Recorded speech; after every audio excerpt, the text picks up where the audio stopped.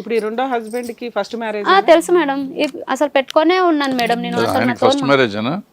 ఆయనకా sir? ఆయనకంటే అంటే ముందు ఒక అమ్మాయికి తీసుకెళ్ళిండంట మేడం మ్యారేజ్ నాకంటే ముందు.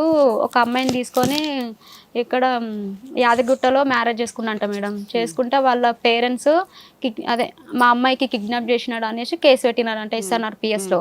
అయితే అమ్మాయి వచ్చినాక ఇష్టపూర్వకంగా పోయినా అని చెప్పకుండా నాకు నచ్చలేదు ఆయన వల్లనే పోయినా అని చెప్పేసి కేసు ఫైల్ చేస్తే వన్ వీక్ వరకు పిఎస్లో ఉండి ఇంకా ఆయనకు ఫుల్ కోటింగ్ ఇచ్చినారంట మేడం.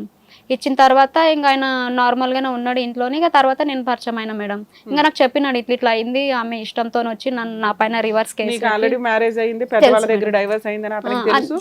అతనికి ఆల్రెడీ ఒక లవర్ ఉండి పెళ్లి చేసుకున్నాడు, అది కూడా క్యాన్సిల్ అయిపోయిందని మీకు తెలుసు. తెలుసు మేడం. అట్లా అయిపోయింది. ఇంకా మేము కూడా ఇంకా వాళ్ళ ఇంటి వాళ్ళకి ఏంటంటే అట్లా మ్యారేజ్ అయిందంటే వాళ్ళ ఇంటి వాళ్ళు కూడా తెలుసు మేడం నాకు కూడా. అయితే వద్దన్నారు వాళ్ళు. ఎందుకంటే ఇది జస్ట్ గుడికి తీసుకెళ్ళి 1 డేలో దొరికిపోయింది కదా. నేను ఒక 1 year వరకు ఉన్నాను కదా, వాళ్ళ పేరెంట్స్ కూడా ఇష్టం లేదు అసలు మా అత్తయ్య వాళ్ళకి. అట్లా ఇంకా మా ఆయన వద్దు, నేను అమ్మాయికే చేసుకుంటా, నేను మా ఫ్యామిలీని మొత్తం చూసినాడు మేడం ఆయన. వాళ్ళ బ్యాక్గ్రౌండ్ మంచిగా ఉంటుంది, వాళ్ళ ఫ్యామిలీ వాళ్ళ మామయ్య వాళ్ళు ఉన్నారు, వాళ్ళకి అందరూ మంచి క్యారెక్టర్ ఇట్లా అని అన్నీ చెప్పిండు ఆమెకి. చెప్పి అసలు వాళ్ళ ఫ్యామిలీని వద్దనుకొని వచ్చేసిండు మేడం. 6 months పెళ్లి కాకముందు వచ్చినాడు మా ఇంటికి. వచ్చి నేను ఉండను ఆంటీ, నేను ఇక్కడే ఉంటా అంటే మమ్మీ కూడా అసలు వద్దని అన్నది మేడం. అవసరం లేదు, మా ఇంటికి రావద్దు, మీ పేరెంట్స్ ఒప్పుకోరు, అవసరం లేదంటే కూడా నేను సూసైడ్ చేసుకుంటా అది అనేసి బెదిరించినాడు మేడం. ఇంకా సరే అని చెప్పేసి ఇక మమ్మీని సరే మీ వాళ్ళకి మెల్లగా ఒప్పి మళ్ళీ మాట్లాడు అది అని చెప్పేసి ఇక నేను వీళ్ళకి ఒప్పిస్తున్నా, అక్కడ వాళ్ళ పేరెంట్స్కి ఒప్పించినాడు మేడం. ఇక మా అత్తమ్మ కూడా కొంచెం బాగా అర్థం చేసుకుంది. సర్లే మంచి అమ్మాయి ఉంది కదా, నీ కూడా అంత పెళ్లి కూడా సెట్ అవుతలేదు, సర్లే మంచిగా ఉంటే మంచిగా ఉంటుంది కదా అని చెప్పేసి ఇక మా వాళ్ళు కూడా ఒప్పేసుకున్నారు, వీళ్ళు కూడా ఒప్పేసుకున్నారు మేడం. ఇంకా వచ్చి సంబంధం మాట్లాడానికి వచ్చినారు, మాట్లాడినరు, అంతా ఓకే సెట్ అయిపోయింది మేడం. ఇంకా పెళ్లికి ముందు ఒక 6 నెలల ముందు వచ్చేసాడు అంటున్నారు కదమ్మా, మీ ఇంట్లో ఉన్నాడా? మా ఇంట్లోనే ఉన్నాడు మేడం, మా ఇంట్లోనే ఉన్నాడు.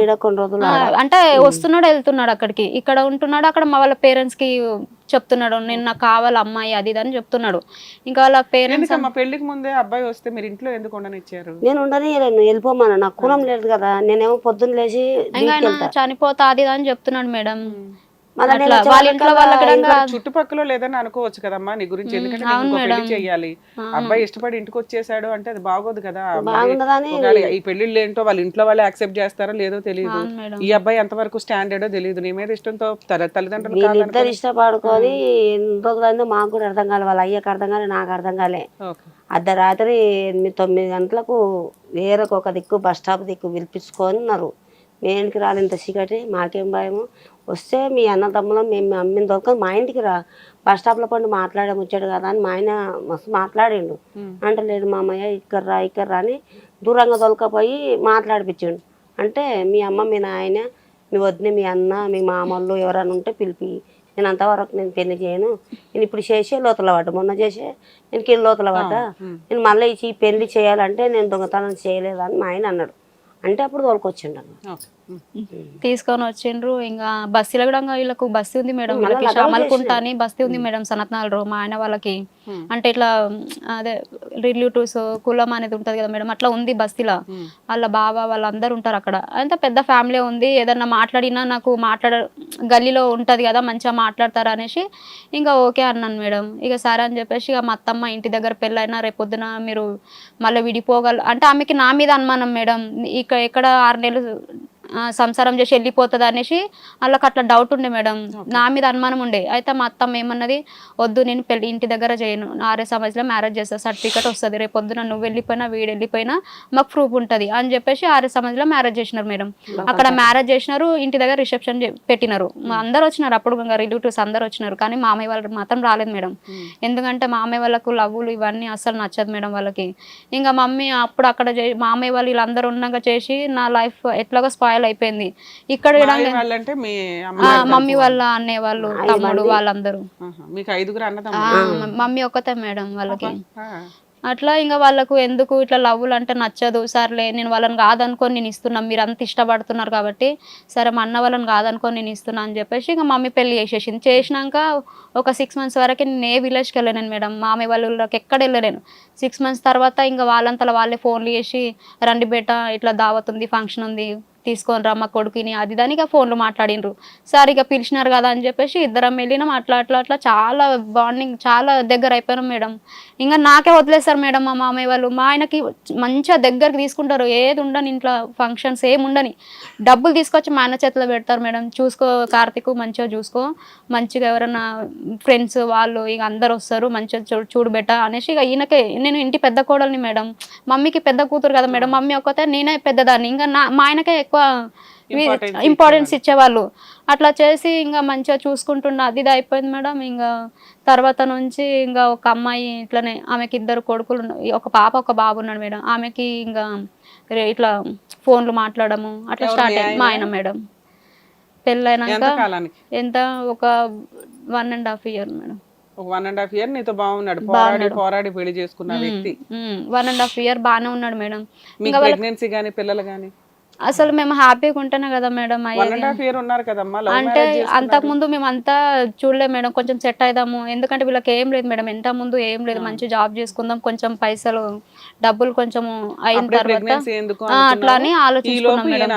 ఇట్లా చేసినాడు మేడం. చేసిన తర్వాత ఇంకా వాళ్ళంటే పిల్లలు ఉన్నారు కాబట్టి ఏదో వాళ్ళు ఎంజాయ్ కోసం అని చెప్పేసి ఉండి ఇట్లా వెళ్ళిపోయినా మేడం. తెలుగు వాళ్ళకి వస్తే నేను కూడా కొంచెం నాకు తెలిసిపోయింది, ఏందక్క ఎందుకు ఇట్లా చేస్తున్నారు మీరు. మా ఆయనకి 2016 లో మ్యారేజ్ అయింది, 18 కల్లా ఇది ఒకటి అయిపోయింది. మీ అత్త మామ మీరంతా కలిసి అందరు ఇప్పటికి కూడా అంటే మొన్న 5 months బ్యాక్ వరకు కూడా కలిసి ఉన్నాను మేడం వాళ్ళతోటి.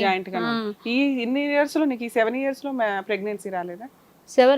ఇంకా చిన్న గొడవలు వస్తూనే ఉన్నాయి మేడం, ఇంట్లో ప్రాబ్లమ్స్ వస్తూనే ఉన్నాయి. ఇంకా అట్లా అయిపోయింది. ఇంకా సార్ అనేసి నేను ఆమెతో తిట్టి, వద్దక్క ఇట్లా చేయకండి అక్క, మళ్ళీ మీ ఆయనకు తెలిసినాక చాలా ఇష్యూ అవుతుంది. ఆమె ఎవరు కూడా నాకు తెలియదు అసలు. అంటే నాకు చాలా పెద్దది నాకంటే. అంటే మమ్మీ వాళ్ళ ఇంటి పక్కకే ఉంటది. ఆ వీళ్ళు అక్క తమ్ముడు అని మాట్లాడుకుంటుండే నా ముందు. అట్లా వీళ్ళు ఎప్పటి నుంచి ఉందో నాకు తెలియదు మేడం అసలు. అంటే మీ ఇంటి దగ్గరకు వచ్చినప్పుడు పరిచయం ఉండాలి వాళ్ళిద్దరికి. ఆ అమ్మాయి మీ ఇంటి పక్కన అంటున్నావు కదా. అంటే మేము అప్పుడు కొత్తగా ఇక్కడ రూమ్ ఈయన గురించి ఆ బస్సులకి రూమ్ కాల్ చేసి మేము వేరే సైడ్ వెళ్ళిపోయినాం మేడం ఈయన గురించి. ఇంకా ఈయన రూమ్ తెలుసుకొని మా ఎంట ఫాలో అయ్యి మా రూమ్ తెలుసుకున్నాడు. అక్కడ ఉన్న వాళ్ళు అసలు ఎవరికి తెలియదు అసలు.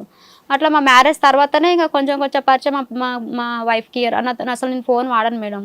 మా వైఫ్కి అక్క ఫోన్ మాట్లాడతా అని అట్లా ఫోన్లు మాట్లాడుతాను నాతోటి. అట్లా వీళ్ళు ఏం మాట్లాడుకోరో నాకు తెలియదు. ఇంకా ఆమె గురించి తెలిసిన తర్వాత ఆమెకి అడిగితే ఇంకా సర్లే అనేసి ఆమె కొంచెం మా ఆయనకు తెలిస్తే గొడవలు అవుతాయి అని చెప్పేసి ఆమె వాళ్ళ ఆయన తీసుకొని ఊరికి వెళ్ళిపోయింది. అంటేనే ఇంకా అది అయిపోయింది. ఇక ఇక్కడ ఉంటే ఇవే గొడవలు అవుతున్నాయి. కట్ అయిపోయింది మేడం.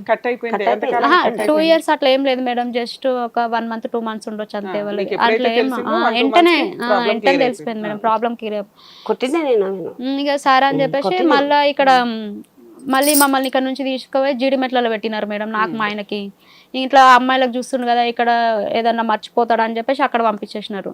అక్కడ పంపించినాక ఇంకా అక్కడ ఉంటారు కదా సార్ వాళ్ళు ఉంటారు కదా పైన, వాళ్ళు డ్రింక్ చేసి వచ్చేవాళ్ళు 12 గంటలకు. అక్కడ సెక్యూరిటీకి చేసినాడు ఆడ బిల్డింగ్ లో.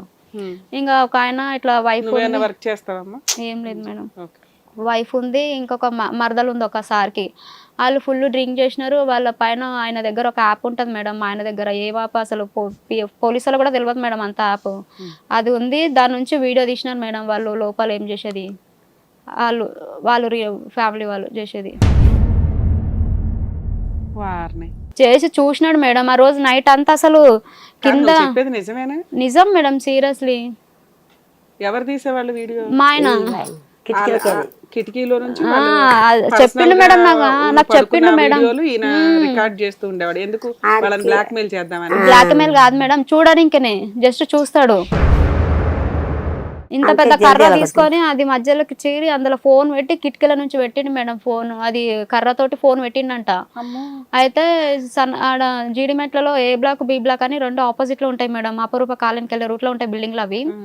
అక్కడ ఉన్న అబ్బాయి ఇంకా మా ఆయనని ఆ పిల్లగాని తీసుకొని ఇద్దరు పోయి ఆ పని చేసినారంట. అప్పటికి ఆ పిల్లగాడు అంటున్నట్టు, వద్దన్న ప్రాబ్లం అవుతుంది అన్న, వాళ్ళకి తెలిసిందనుకో చాలా ఇష్యూ అవుతుంది అన్న. ఇది జరిగి ఇక్కడ నుంచి వెళ్ళినాకనే మేడం 4 years. 2021 అప్పుడు మేడం ఇంకా అది జరిగింది. కొట్టు తోలిస్తుంది.